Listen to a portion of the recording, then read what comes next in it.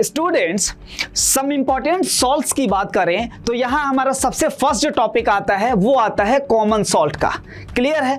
ये जो पोर्शन है ये बहुत ही इंपॉर्टेंट भी टर्म है, लेकिन ये एग्जामिनेशन जो पॉइंट ऑफ व्यू से अगर इस क्वेश्चंस को आते नहीं हैं, जनरली वॉशिंग सोडा के बारे में भी स्टडी करेंगे, बेकिंग सोडा को पढ़ेंगे, ब्लीचिंग पाउडर की हम स्टडी करेंगे, प्लास्टर ऑफ पेरिस को स्टडी करेंगे, लेकिन ये जो टॉपिक है ये एक इंपॉर्टेंट रॉ मटेरियल है।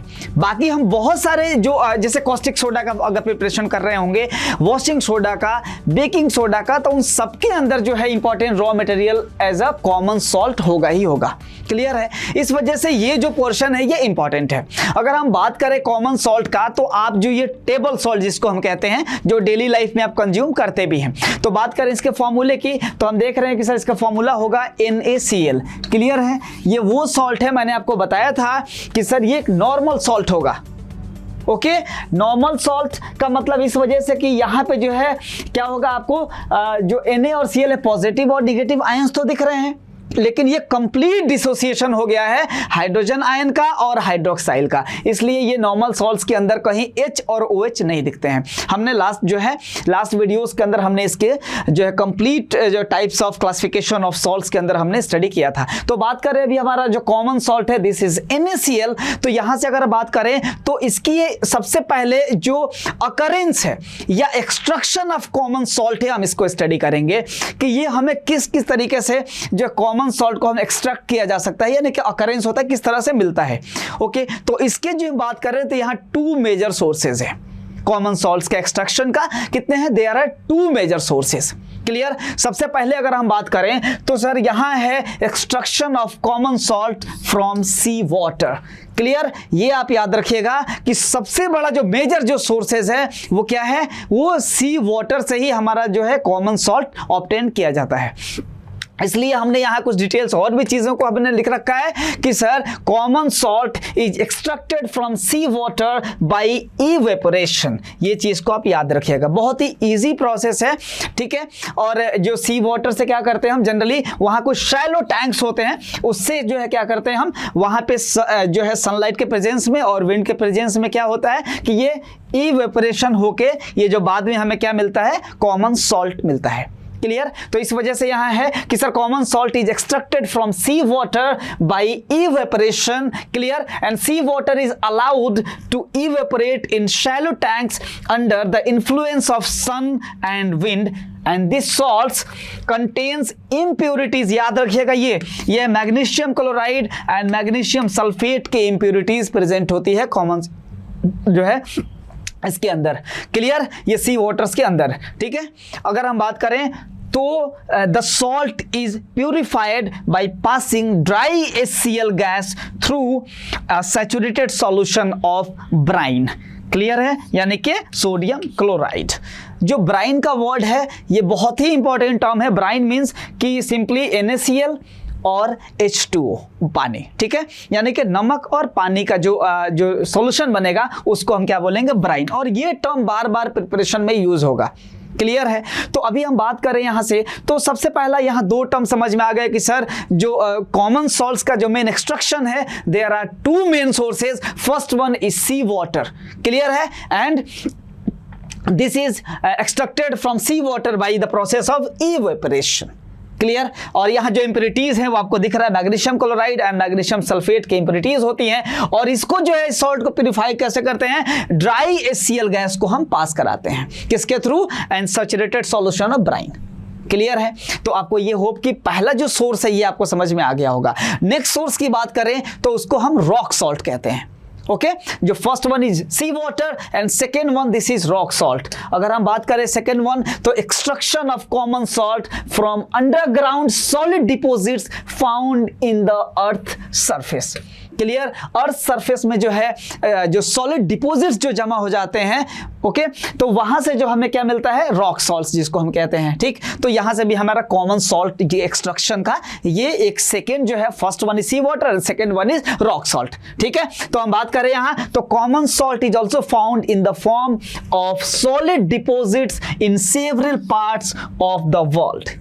Clear, and these large crystals are often brown due to impurities. Clear है, ये कैसा होता है, ये ब्राउन कलर का होता है because of impurities, and this is called rock salt. This is called rock salt. तो होप कि आपको ये एक्सट्रैक्शन एंड अकरेंस के बारे में समझ में आ गया होगा कि टू मेन सोर्सेज की बात करें तो sir sea water and rock salts. ये जो सॉलिड डिपॉजिट्स जो होते हैं ये they are found in the earth surface. Clear. Next one की अगर हम बात करें तो सर ये इसका इंपॉर्टेंट जो टॉपिक है वो है properties of common salts.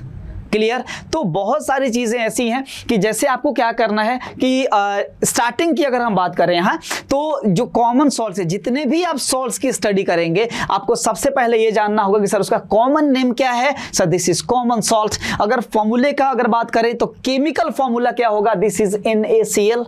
Okay, और जो अगर केमिकल नेम की बात करेंगे तो सोडियम क्लोराइड। क्लियर। वैसे ही कुछ टॉपिक्स हैं जैसे प्रिपरेशन और यूजेस। आप जितने भी सॉल्ट्स की स्टडी करेंगे इन सारी चीजों पे ध्यान देंगे कि सबसे पहले common name, chemical formula, chemical name, preparation and uses. Clear है। तो यहां से भी उसी पैटर्न पे हम बात करते हैं। Next one, this is properties of common salt. Important है, आप बहुत ही अच्छे वे में आप इसको नोट्स बनाएंगे। क्लियर। और जो है आपको बोर्ड्स के अंदर बहुत ही अच्छे वे में ऐसे ही आपको लिखने हैं। ठीक है। अगर हम बात करें तो सबसे पहले देखते हैं इसका कलर एंड स्टेट का। क्लियर।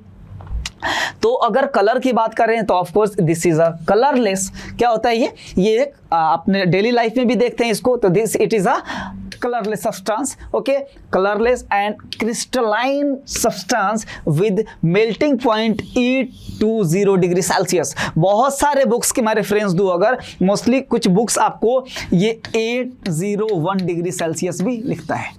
क्लियर है। तो यहां आपको कंफ्यूज नहीं होना है, ये जो बुक्स का रेफरेंस मैं आपको दे रहा हूं। ठीक है। तो यहां से भी ये आप याद रखिएगा, अप्रॉक्स 800 डिग्री सेल्सियस। सोच सकते हैं कितना ज्यादा हो सकता है यह टेम्परेचर। क्लियर। तो सबसे पहले अगर बात करें यहां कलर और स्टेट का तो सर सबसे पहले बात करेंगे इट इज अ कलरलेस। ठीक है। Crystalline substance with melting point approx 800 degree Celsius. Clear है। अगर बात करें सॉलिबिलिटी का, ठीक है, तो अगर सॉलिबिलिटी की बात करेंगे आप तो सर इसकी अगर बात करें तो yes it is the soluble in water. क्या होता है ये सॉल्युबल होता है। क्लियर है। अगर हम बात करें 100 ग्राम अगर वाटर के अंदर तो ये अप्रोक्स 32.8 ग्राम के आसपास ये जो है क्या होता है, ये उसमें सॉल्युबल हो जाता है। क्लियर। अगर हम बात करें यहाँ next one, this is action of heat. Clear. Next one, this is action of heat.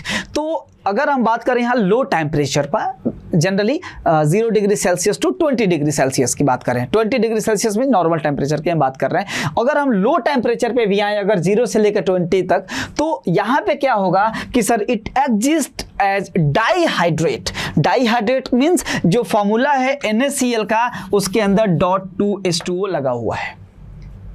ठीक है।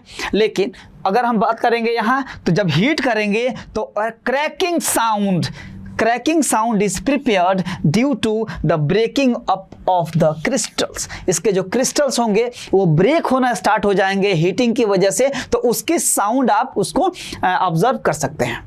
क्लियर। तो ये होप कि ये पॉइंट्स आपको क्लियर हो गया होगा प्रॉपर्टीज ऑफ कॉमन सॉल्ट्स के अंदर कि सबसे पहला colour and state, second one is solubility and next one this is action of heat. Clear है। नेक्स्ट वन की बात करें तो this is in hygroscopic in nature. इस टर्म को समझते हैं। ठीक है। तो ये बहुत ही इंपॉर्टेंट टर्म्स हैं, हाइग्रोस्कोपिक नेचर, डेलिक्विसेंट। अभी हम कॉस्टिक सोडा के अंदर इसको स्टडी करेंगे डेलिक्विसेंट को। एक टॉपिक है आपका हाइग्रोस्कोपिक नेचर। क्लियर। तो देखिए हम इसको पहले समझते हैं। होता क्या है कि कुछ ऐसे सब्सटेंसेस हैं जिसको आप एयर के एक्सपोज टू एयर, अगर आप नॉर्मली उसको अगर छोड़ दें आप, ठीक है, तो वो क्या होंगे, धीरे धीरे वो वेट होना स्टार्ट हो जाते हैं। क्यों? क्योंकि वो क्या करते हैं, जो एनवायरनमेंट से जो है मॉइस्चर को एब्जॉर्ब करते हैं। क्लियर है। लेकिन इसमें दो टर्म्स हैं कि भाई एक हाइग्रोस्कोपिक है और एक डेलिक्विसेंट है। तो दोनों क्या करते हैं, दे एब्जॉर्ब मॉइस्चर। ठीक है। ओके। लेकिन ये क्या होते हैं, जो है ये do not dissolve in moisture absorbed bye them, यानी कि जिस चीज को ये ऑब्जर्व करते हैं उसमें ये डिसॉल्व नहीं होते हैं, लेकिन डिलिक्विसेंट्स में क्या होंगे कि सर जो वो मॉइस्चर को एब्जॉर्ब तो करेगा, लेकिन वो क्या होंगे, जो ऑब्जर्व जो करेगा उसके अंदर वो सॉल्युबल भी हो जाते हैं, जैसे कॉस्टिक सोडा। क्लियर है? तो होप कि आपको ये टर्म समझ में आ गया होगा कि हाइग्रोस्कोपिक नेचर के बारे में। तो अब देखते हैं कि sir it is slightly hygroscopic in nature it becomes wet during rainy season when left exposed outside. Clear है? तो ये बात आपको समझ में आ गया होगा। हाइग्रोस्कोपिक का मतलब कि सर ये मॉइस्चर को जो है सराउंडिंग से मॉइस्चर को एब्जॉर्ब करते हैं। क्लियर? इस वजह से they are in hygroscopic in nature. आप देख सकते हैं बहुत बार ऐसा होता है, आप नमक को ऐसे ही अगर खुले में छोड़ दें तो क्या होगा, वो धीरे धीरे वेट होना स्टार्ट हो जाता है। क्लियर है? और वैसे ही एक जो टर्म आता है वो होगा डिलिक्विसेंट का, तो वो भी जो है मॉइस्चर को एब्जॉर्ब करेगा, लेकिन वो क्या होते हैं जैसे कॉस्टिक सोडा कि वो जो है जो मॉइस्चर उसने ऑब्जर्व किया है वो उसके अंदर डिसॉल्व भी हो जाते हैं, लेकिन ये नहीं होते हैं। क्लियर? नेक्स्ट वन की बात करें तो action of concentrated sulphuric acid, जो स्ट्रॉन्ग एसिड है इसके साथ हम बात करेंगे अगर रिएक्शन का, तो ये बात याद रखिए। पहले हम रिएक्शन को देखते हैं कि सर अगर हम कॉमन सॉल्ट को अगर H2SO4 के साथ अगर रिएक्शन करा रहे हैं और इसको अगर जो है हीट करें आप बिलो 200 डिग्री सेल्सियस की बात कर रहे हैं, ठीक है। अगर इतना टेम्परेचर पे अगर इसको हम हीट करेंगे तो आपको दिख रहा है कि सर एक सॉल्ट का फॉर्मेशन होगा प्लस जो है आपका HCl का फॉर्मेशन होगा। क्लियर? ये सॉल्ट अगर आपको दिख रहा है सोडियम हाइड्रोजन सल्फेट, इसके अंदर एक हाइड्रोजन जो है रह गया है, मैंने आपको बताया था, और ये जो सॉल्ट होगा वो होगा एसिडिक सॉल्ट्स। क्यों? क्योंकि इसका जो है पार्शियल डिस्प्लेसमेंट होगा। क्लियर? क्योंकि ये जो है पार्शियल डिसोसिएट होके क्या होंगे, कुछ हाइड्रोजन यहाँ बच जाते हैं। ये वो सॉल्ट्स हैं जो पार्शियली जो है क्या होते हैं, सिर्फ जो है यहाँ पे हाइड्रोजन एक रह गया है। क्लियर? वैसे ही मैंने बताया था बेसिक सॉल्ट्स के बारे में, अगर पार्शियली अगर डिसोसिएट होगा कौन सा, हाइड्रोक्साइल का, अगर फॉर्मूले में OH दिख गया तो वो बेसिक सॉल्ट्स होंगे, और यहाँ आपको हाइड्रोजन दिख रहा है तो ये क्या होंगे, इसको बोलेंगे एसिडिक सॉल्ट्स। तो खैर अगर हम बात करें यहाँ तो सर अगर NaCl को अगर हम हीट करें इसको कंसंट्रेटेड सल्फ्यूरिक एसिड के साथ, तो it gives out the fumes of hydrogen chloride gas. Clear है? इसके फ्यूम्स निकलने स्टार्ट हो जाते हैं। तो होप कि आपको ये भी टर्म समझ में आ गया होगा। नेक्स्ट वन की अगर बात करें तो next one, this is reaction with silver nitrate solution. अगर सिल्वर नाइट्रेट सॉल्यूशन की बात करें अगर NaCl के साथ, तो होगा क्या, एक जो है वाइट प्रेसिपिटेट का फॉर्मेशन होगा, and this is silver chloride. Clear है? तो देखिए आप कि sir on adding silver nitrate, clear है कि on adding silver nitrate solution to sodium chloride or white precipitate of silver chloride is obtained। आप रिएक्शन से भी देख सकते हैं और इसी को आपको वर्ड्स में लिख देने हैं। तो काफ़ी अच्छे वे में आप इन सारे पॉइंट्स को लिखेंगे। होप कि आपको बहुत ही क्लियरली समझ में आ गया होगा। क्लियर? तो यहाँ से अगर हम बात करें रिएक्शन को, तो सर NaCl का अगर रिएक्शन कराएं तो देखिए यहाँ पे आयन का एक्सचेंज होगा, ये डबल डिस्प्लेसमेंट रिएक्शन है, और डबल डिस्प्लेसमेंट में भी कौन सा है, प्रेसिपिटेशन का जो है ये एग्जाम्पल है। बहुत ही अच्छा एग्जाम्पल हो सकता है, क्वेश्चन आता भी है फर्स्ट चैप्टर्स के अंदर भी, जो है प्रेसिपिटेशन से रिलेटेड भी क्वेश्चन है, मैं काफी टाइम्स इसको डिस्कस किया हूं। ठीक है? तो ये देखिए this is plus and this is minus. Okay, अगर हम बात करें यहाँ तो यहाँ पे भी आप देख सकते हैं कि सर यहाँ पे भी क्या होगा, ये प्लस और माइनस की बात करेंगे। ठीक है? तो ये जो है देखिए, ये जो रिएक्शन करेगा ये प्लस वाला कहाँ चला जाएगा इसके साथ, और ये जो है Ag और Cl का रिएक्शन करेगा। तो यहाँ से जो है आयन का एक्सचेंज होगा, और अगर आप देखें तो AgCl का फॉर्मेशन करेगा, एंड वाइट जो कि ये क्या होगा, वाइट प्रेसिपिटेट के फॉर्म में ये नीचे सेटल डाउन हो जाएगा। ओके, तो ये वाला भी रिएक्शन होप कि आपको क्लियर हो गया होगा। नेक्स्ट रिएक्शन की अगर हम बात करें तो ओके, तो अभी जो है हम बात करते हैं स्टूडेंट, तो यहाँ से होप कि आपको जो है प्रॉपर्टीज़ को भी समझ में आ गया होगा। ये जो इम्पोर्टेंट सेगमेंट है वो है यूजेज ऑफ कॉमन सॉल्ट का भी। क्लियर है? ये भी इंपॉर्टेंट टर्म्स होते हैं। ठीक, यहाँ से अगर हम बात करें तो सर ये कॉमन सॉल्ट जो मैंने अभी भी कुछ देर पहले डिस्कस किया था कि ये बहुत सारे जो जितने बहुत सारे इंपॉर्टेंट जो, और हम जो भी सॉल्ट्स की स्टडी करने वाले हैं, बहुत सारे ऐसे कंपाउंड्स की स्टडी करने वाले हैं जिसका ये रॉ मटेरियल में यूज़ होता है। क्लियर। जैसा मैंने आपको बताया था कॉस्टिक सोडा, इसके बाद कॉस्टिक सोडा को स्टडी करेंगे। कॉस्टिक सोडा में भी इसको यूज़ करते हैं, जो है बेकिंग सोडा के अंदर भी यूज़ करते हैं, वॉशिंग सोडा में भी इसको यूज़ करते हैं। बहुत सारे इंपॉर्टेंट जो है जो कंपाउंड्स का फॉर्मेशन के लिए इसको यूज़ किया जाता है। सबसे पहले बात करें तो sir it is used as a raw material for making a large number of useful chemicals in industry. याद रखिएगा कि sir it is as important raw material for the making a large number of useful chemicals in industry such as sodium hydroxide which is also called caustic soda. Clear? Next one की बात करें तो sodium carbonate यानी कि washing soda, and sodium hydrogen carbonate और sodium bicarbonate, and this is also called baking soda. Clear. And hydrochloric acid बड़ी important acid है, इसका भी फॉर्मेशन के लिए यूज करते हैं। Clear, this is HCl। Okay. And अगर हम बात करें तो हाइड्रोजन के भी फॉर्मेशन में, क्लोरीन के लिए एंड सोडियम मेटल्स के लिए भी यूज करते हैं। तो होप कि आपको ये यूजेस समझ में आ गया होगा। अभी और भी हम यूजेस के बारे में डिस्कस करेंगे। क्लियर। अभी देखिए, और बहुत ही इम्पॉर्टेंट जो है एक यूज़ जो कि डेली लाइफ में है, जो कि हम खाना जो खाते हैं उसके अंदर भी इसका इम्पॉर्टेंट रोल है। ठीक है, कि आप नमक के बिना आप उसका टेस्ट को भी आप जो है अच्छा नहीं लगता है। तो इस वजह से हम बात करें तो ये इम्पॉर्टेंट जो है, इट इज़ एन इम्पॉर्टेंट या essential constituent of our diet. Clear. लेकिन ये सिर्फ टेस्ट के लिए ही नहीं है। बहुत बार ऐसा होता है कि हमें कन्फ्यूज़न होता है कि सर इससे टेस्ट हमारा अच्छा हो गया, नमक नहीं डालने से थोड़ा सा खराब सा लग रहा है, लेकिन ऐसा नहीं है। ये बहुत सारे और भी फंक्शंस करता है बॉडी के अंदर। क्लियर। इसलिए मैंने एक एक पॉइंट्स को यहाँ पे जो है लिखा हुआ है, और आप भी अच्छे से इसको क्लियर समझेंगे और इसको नोट्स में भी आप लिखेंगे। ठीक है। अगर बात कर रहे हैं इसके फंक्शंस का तो sir it performs a number of functions in our body. Clear है। सिर्फ इसको ही यूज नहीं करना है, ये तो पता ही है कि हाँ ठीक है sir, it is an essential constituent of our diet, but it performs a number of functions, याद रखिएगा, in our body such as muscle contraction. याद रखिएगा इसको। ठीक है, मसल कॉन्ट्रैक्टिंग में भी इसको यूज करते हैं। ठीक है। Next one, in the conduction of nerve impulse, इसको भी याद रखेंगे आप। ठीक है। तो फर्स्ट जो फंक्शन है वो क्या है, मसल कॉन्ट्रैक्शन है। ठीक। Next one, this is conduction of nerve impulse, जो कि इंपॉर्टेंट जो फंक्शंस है। ओके।